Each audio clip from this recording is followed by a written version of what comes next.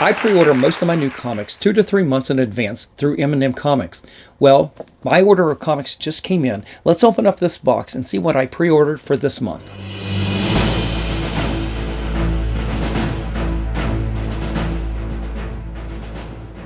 Welcome back, comic book fans. It's Rusty again with Collector Auctions, and what we've got today for you is an unboxing of all the new comics that I pre-ordered 2 to 3 months ago through my service, M&M Comics. Well, we've got the box right here. I'm going to go off camera, open this thing up. You don't need to sit here and watch me do that, but I will bag and board every one of these books, and then we'll come back and do a presentation so you can see what books I pre-ordered for this month. So stay tuned, and I'll be right back. 5 minutes later. All right, guys, I'm back. I've got all my books out of the packaging, and I bagged and boarded everything. And I put everything in order so we can go through it. But the first thing that struck me was, for the first time in the longest time that I can remember, I think I actually had more DC Comics than Marvel for this particular month. I couldn't believe it. Normally, it's so heavily weighted towards the Marvel side that that's what I mostly get, and with a few exceptions of some things that are going on at DC. But it looks like at least this month there were some more things for DC. So we'll get into it and I'll show you everything. So first thing up, I always show you that I get in from M&M Comics. They definitely include the Marvel preview book right here. So when you're doing your pre-order, you can go through this book and read about all the comics that are coming out in about 2 to 3 months. The same thing for DC Connect. It is the free preview from DC Comics. You can do the same thing. I don't often go through these, but I do keep them in a bag and board because sometimes they can become collectible. I know that the Marvel one here, when Ultimate Spider-Man was coming out, there was I think it came out before Ultimate Fallout, so there was definitely a preview in that. So those times, these can become sort of valuable, so I do hang on to them. But that wasn't the only free things that I got from M&M Comics. They included the Trick or Read printing of Venom Bedlam #1 right there. And you can see the logo for the Trick or Read down there. These were, I guess, around Halloween. These were free handouts at the LCSs, I believe. A lot of times, M&M Comics will include all of these. Like on Free Comic Book Day, you will get a handful of books as well. You don't get everything, but they will put in most of the bigger books. We've got Star Wars Age of Resistance, Kylo Ren, the Halloween book as well. We've got Fantastic Four #1 right here with this, I think this is an Alex Ross cover, Doom cover with a Doom dinosaur. I assume that's that. Might be Ben Harvey. I don't know. I'd have to go back and check, but I think that's an Alex Ross. And then we've got Spider-Boy #1, also the Trick or Read edition as well. So those were all the free things that I got from M&M Comics. So let's get into, what do you want to do first? Let's do the Marvel books. I've got them lined up here. Let's just go through these. I'm not going to spend a lot of time on these unless there's something significant. But we got Avengers #19. Of course, this is going to lead into the whole One World Under Doom storyline. It's the Doctor Doom story going on here. And you can also see that ordering these books in advance, sometimes you get these books awfully late.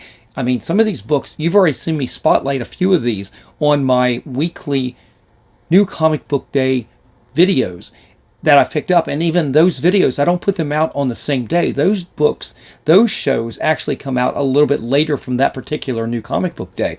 So when you've seen this, Iron Man #1, know that I've already picked this up at my LCS and I've already talked about it on my show.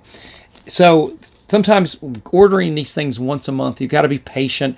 Luckily, there's only a couple cases in here where I really would have liked to have had them ahead of time, but we'll get to that in a little bit. I did get the alternate version to this new Iron Man series. This is one of the Doom covers. I thought that was pretty good. It looked really nice on the preview. Once I got it, I was a little less impressed by the art. I'm not sure who did this. Basically, whenever I don't know who did it, it's going to either be Ben Harvey or Nick Bradshaw, it seems like. But I don't think either did this. I'll have to double check on that. I did pick this up at my LCS. This is issue number 60, the last issue in the Zeb Wells run. It is the Adam Hughes cover. This is a super hot cover. In fact, I made the whole episode about, basically I titled the episode talking about this cover was super hot on the day that it came out, and I definitely wanted an extra copy of that, so I picked it up at the LCS as well as already pre-ordered it. And somewhere in here, we've got the regular cover to issue number 60. And again, this is the last issue in the Zeb Wells run with John Romita Jr. I think both of them are off the book at this point, so I picked that up as well. And also in this pile, I should have started with this, was issue number 59. This one I talked about on New Comic Book Day. I actually kind of enjoyed the artwork I had, which is strange because I'd really been poo-pooing on John Romita Jr. artwork in this series. A lot of those books were just seemed like lazy artwork, but this one has a beautiful battle scene. Most of the book is him, Spider-Man battling Tombstone, and I really enjoyed the art on this one here. So just saying that his art isn't always that bad, but I think this one was really good. I did pick up from the Ashes, they did a new book here, it's Sentinels. I think it's probably a limited series.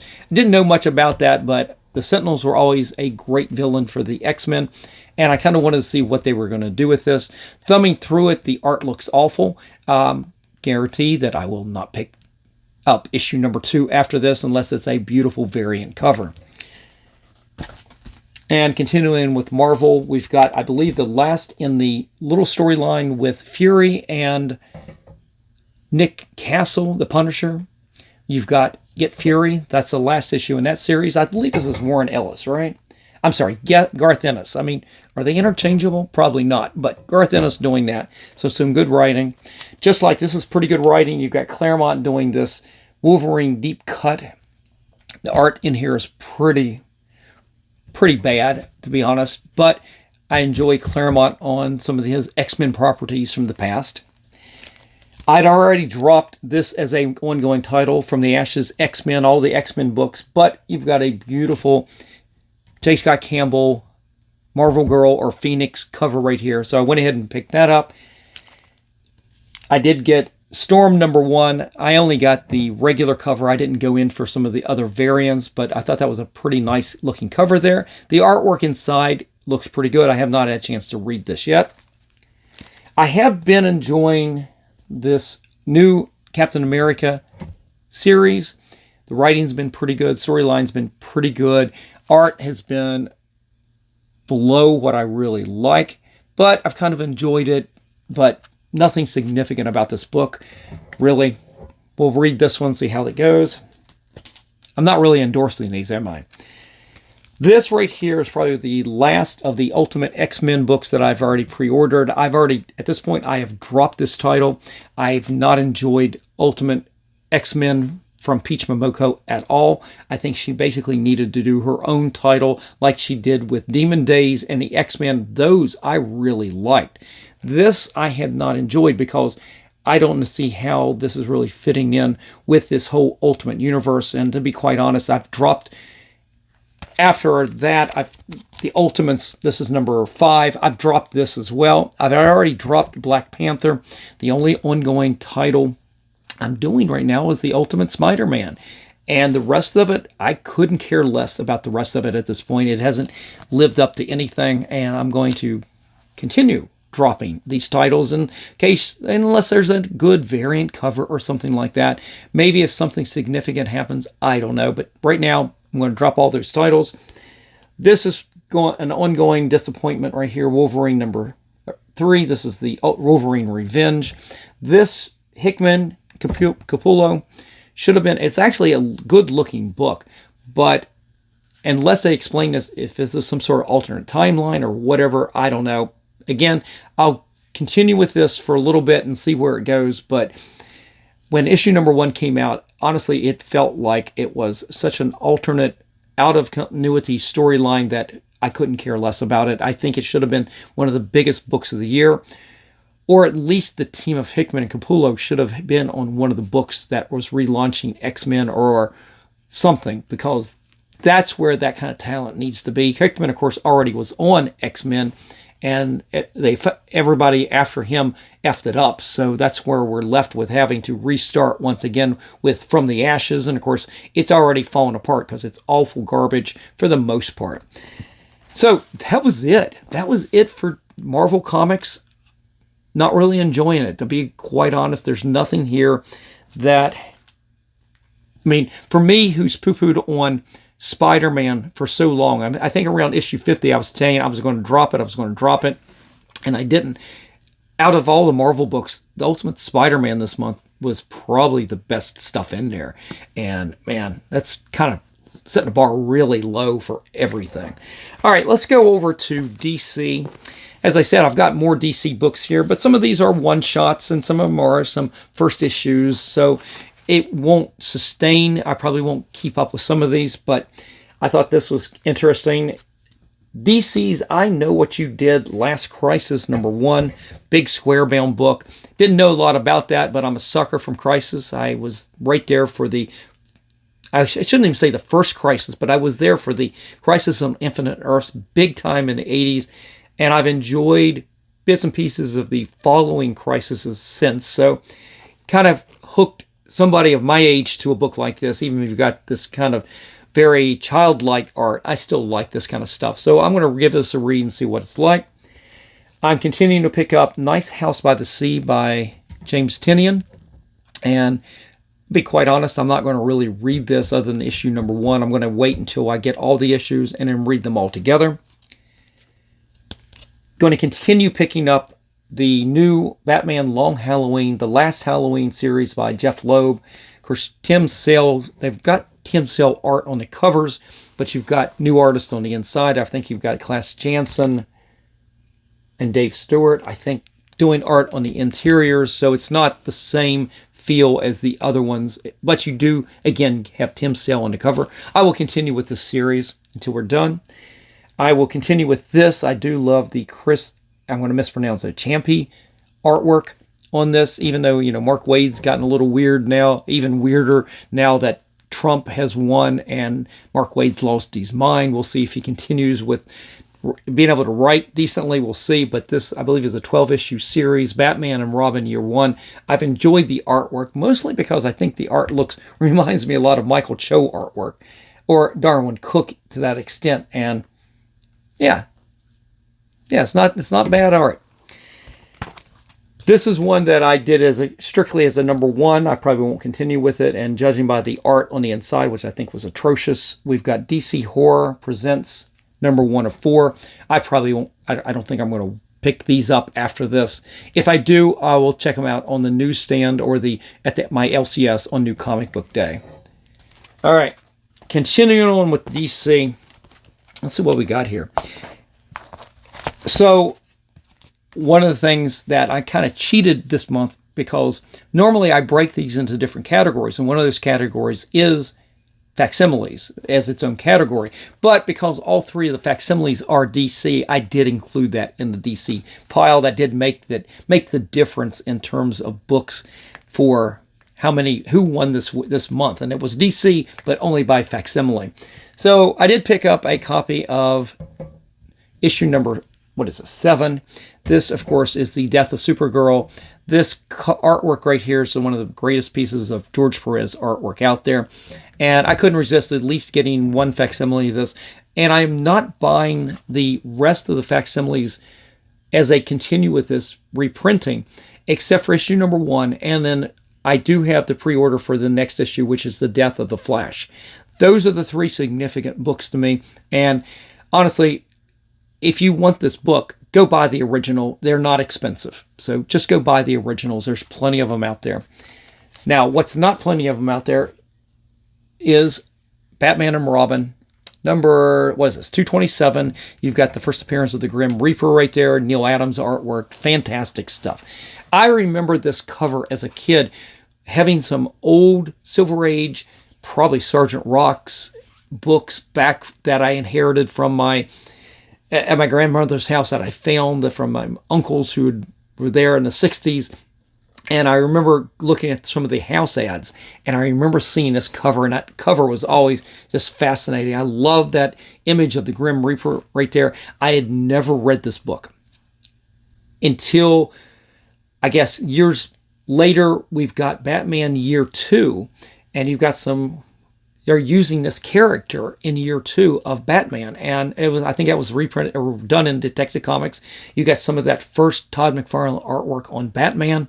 At that point, Alan Davis did the first issue, and I think Todd McFarlane did the rest of the issues, but you've got this character. They flushed him out a little bit more than you have in this one particular book, but I always wanted to have this as a kid, and at some point I will probably try to pick this up as the real book, as something for my PC at some point. I just want to make sure it's in good condition. It won't be a cheap book because it is a very nice Neil Adams book right there, but yeah, that's definitely a very nice facsimile, as well as this. This is a book I'll never probably get as a raw or as the original. It is Hawkman number 4. This right here is the first appearance, or reprints the first appearance of Zatanna.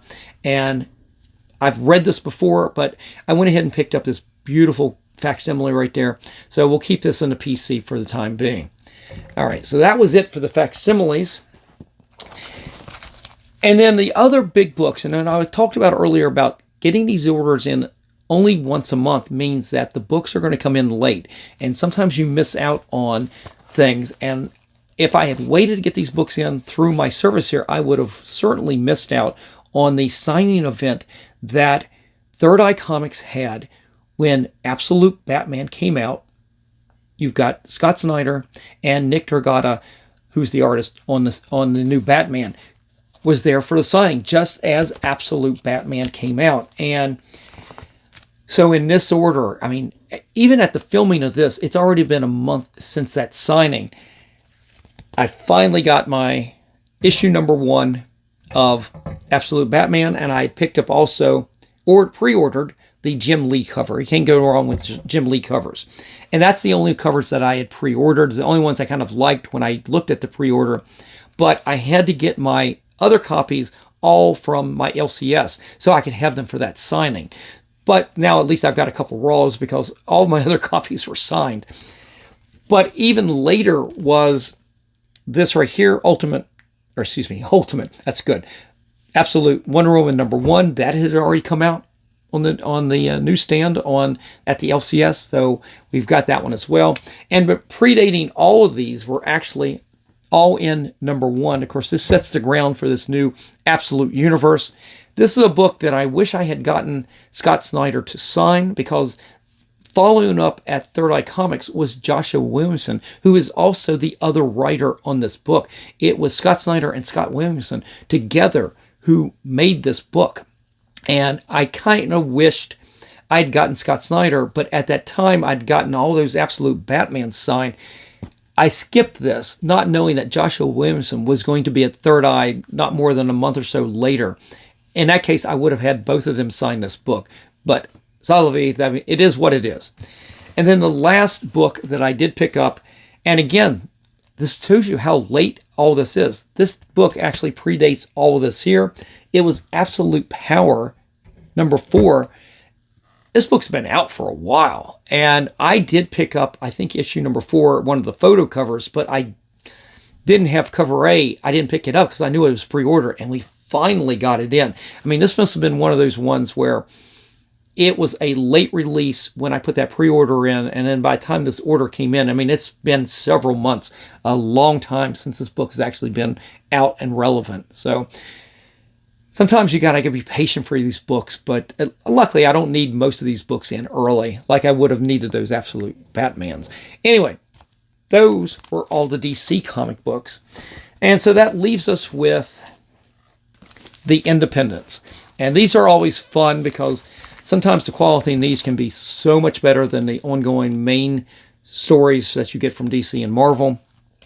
Always my favorite is Usagi Yojimbo, although the Space Usagi is not one of my favorite storylines. I don't really care for it as much, but I still have the original Space Usagis from years ago, back in the, I guess, late 80s.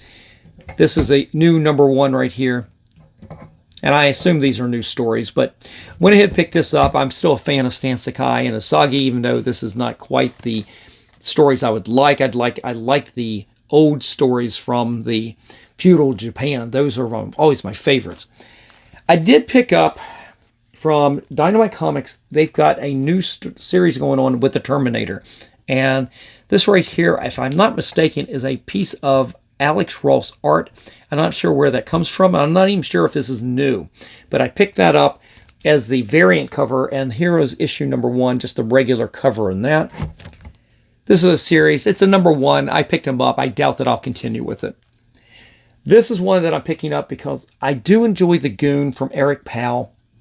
And this is issue number 3 of the 4-issue miniseries. And the storyline on this is called Them That Don't Stay Dead. And I always enjoy Eric Powell's The Goon. I've picked those up for years. It's somebody that I've also gotten to do sketch cards for me at some of the cons. I haven't seen him in a long time, but he was always a good signer, and he would do a sketch card, real small sketch card for you real quick of the Goon. I've got a couple of those in my PC at this point. But I did pick up the variant cover to this because this is a beautiful piece of art from Mark Schultz. And if you guys don't know him, of course, he's famous for Cadillacs and Dinosaurs. And this is very reminiscent of that kind of artwork that he would have done on that. So I've enjoyed reading that series. That's a funsy. But I also picked up issue number 16 of Conan the Barbarian, the ongoing series from Titan Comics and Jim Zub. Del Toro is not doing the art at this point, but the series continues to be really good, and I couldn't recommend it higher. I've actually done videos. In fact, my last new comic book month video, when I opened up my last box, I talked about Conan being probably the best ongoing title of the year so far.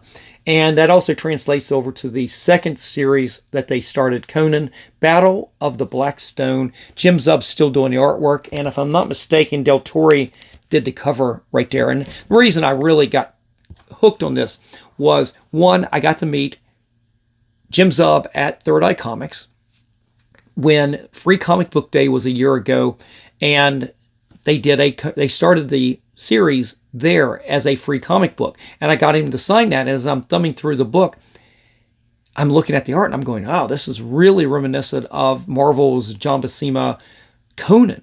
And we talked about it for a few minutes, and I continued with the series.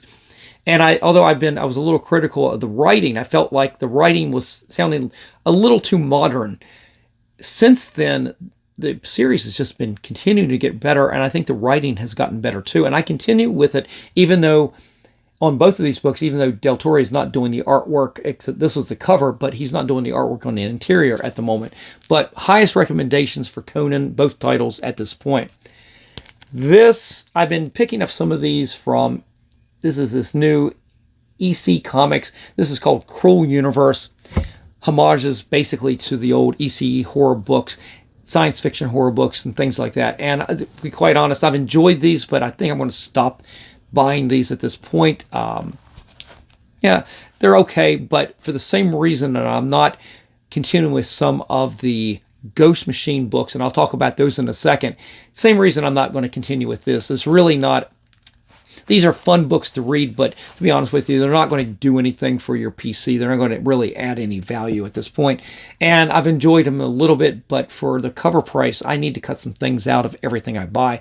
You buy a lot of stuff, and sometimes you got to sacrifice. But I will continue picking up number 1 sometimes. This is the new Barbarella book. I did pick up this. Artwork's really good in this, actually. So I will read this, but I doubt that I'll continue that. I think Dynamite's doing 1 million covers of this particular Barbarella as well. I know they did it on the last number 1. This is probably one of the best written comics out there because you've got Mark Millar writing one of his properties, Nemesis. This is Rogues Gallery number 3. Just one of the best ongoing titles out there. It's only going to be a short limited series, so they're really good. He can do a lot in a small little series like that. He doesn't have to drag it out over a long extended time. So you're going to be guaranteed to get as much action packed into a small compact mini series like this. So that's why these little series that Mark Millar puts out are always so good. He's got to get as much in as he possibly can, and this still is one of the best ongoing little series right there, at least for the time being. All right, continuing on, just a few more, and I mentioned the Ghost Machine universe. This is going to be the last Red Coat that I pick up. This is issue number 6. I gave all the Ghost Machine books a year, 6 issues at least, and I've enjoyed them. This right here, of course, is Jeff John's creation with Brian Hitch. Beautiful artwork, but be quite honest, what has hurt the Ghost Machine creators, in my opinion, is even though this stuff is really good, I kind of wish that talent was brought over to characters I care more about. The Marvel characters, even the DC characters, come back, guys. Come back. Hopefully Marvel and DC will open up the wallets and get you guys to come back and actually create for that, because that would actually add some impact to those books that I really like. These have been good. They're good reads, but to be quite honest, I've given it a year or half year on all of these, and I don't feel like I need to continue with it at this point. That's sad. How do new books start and last? I mean, it doesn't help when you got somebody with my attitude like this, that I'm freely admitting I'm dropping them, even though these are some of the best books out there. But I will continue picking up new books in the Ghost Machine universe, at least the first couple issues of those as well. Hyde Street is the newest one, and I finally picked up a copy of that. The artwork inside, I thumbed through it, looks really good as well. So we will continue with this for a few issues and see how I like that as well. And this one was the last one, and I don't remember if I pre-ordered it or if it was a free one, but the last book of the day, guys, is Gargoyles #1 from Dynamite, and issue #1. That's all I'm going to get on that. I think this is a David Nakayama cover, which is pretty cool. One of probably the main reasons I got this, and I think this is cover A as well. But I don't necessarily remember ordering it, but they may have just thrown this in as free. Not really sure. I'd have to go back and check my order, but in the end, it doesn't really matter. But guys, that is it. That is all the new comics that I pre-order for this particular month that came in all in one shipment. And again, what I do on new comic book days is I go to my LCS and I pick up the books that I did not pre-order, that would not have been in this order. That's why you will see me pick up on new comic book day videos, a lot of variant covers, because when they do the previews, like, where is it here? In the preview magazine, they may not have the artwork for some of the variant covers at that point. So I won't usually pick up a cover unless I can see it first. So I go to New Comic Book Day, and that's the kind of things I will pick up in most cases. Or books that I just completely didn't realize I needed to order when I put this pre-order in. So that's kind of the 1-2 punch here. The one punch being is this massive pre-order that I put in, and it saves me a lot of money by doing this. I save 35 to 50% on all of these new comics. So I save well over $100, $150 in spending, maybe more. And then I go to New Comic Book Day, and I've got a small discount because I have a pull box at my LCS. But I always pick up a handful of books on every New Comic Book Day that I just didn't pre-order. So that is the second of the 1-2 punch right there. But guys, that is it for today. Definitely leave me a comment in the comment section below. Let me know what books you picked up this month, and what do you think about the books that I picked up and that I pre-ordered. Definitely give me your recommendations, or what do you think about the way I go about getting new comic books? Also, if you enjoy this kind of video and content, definitely hit that like, slap the subscribe, and click on that notification bell so you don't miss out on any of the episodes that I put out each and every week, Monday, Wednesdays, and Fridays at 3 p.m. All right, guys, I'm out of here. I had a great time showing off all these books. You guys have a great day. I'll see you for the next episode. Just remember, every comic has a story.